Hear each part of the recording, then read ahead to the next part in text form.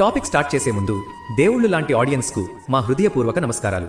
మా ఛానల్ను సబ్స్క్రైబ్ చేసుకుని ఆదరిస్తారని మనస్ఫూర్తిగా కోరుకుంటున్నాం. 1947 ఆగస్టు 15 భారత్ ఆనందంతో మునిగిపోయింది. కానీ స్వాతంత్ర్యం అందించిన ఆనందం వెనుక ఒక భారీ ప్రశ్న నిలిచింది. ఇక మీదట మన దేశం ఎలా నడవాలి? ఎక్కడైనా పెద్ద దేశం అవ్వాలంటే న్యాయం ఉండాలి, హక్కులు ఉండాలి, నియమాలు ఉండాలి, ప్రజలకి రక్షణ ఉండాలి, ప్రభుత్వానికి బాధ్యత ఉండాలి.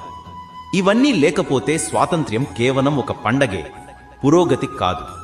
అందుకే భారత నాయకులు ఒక నిర్ణయం తీసుకున్నారు. మన దేశానికి మనమే ఒక కొత్త రాజ్యాంగం రాయాలి.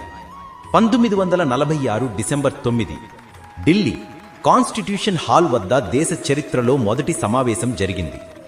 389 మంది సభ్యులు, భిన్న మతాలు, భిన్న భాషలు, భిన్న రాష్ట్రాల నుంచి వచ్చిన ప్రజాప్రతినిధులు. కానీ ఒక్క లక్ష్యం, ప్రతి భారతీయుడికి న్యాయం జరిగేలా రాజ్యాంగం రాయాలి. ఇది కేవలం ఒక పత్రం కాదు, ఇది భారత ఆత్మని నిర్వచించే ప్రయాణం.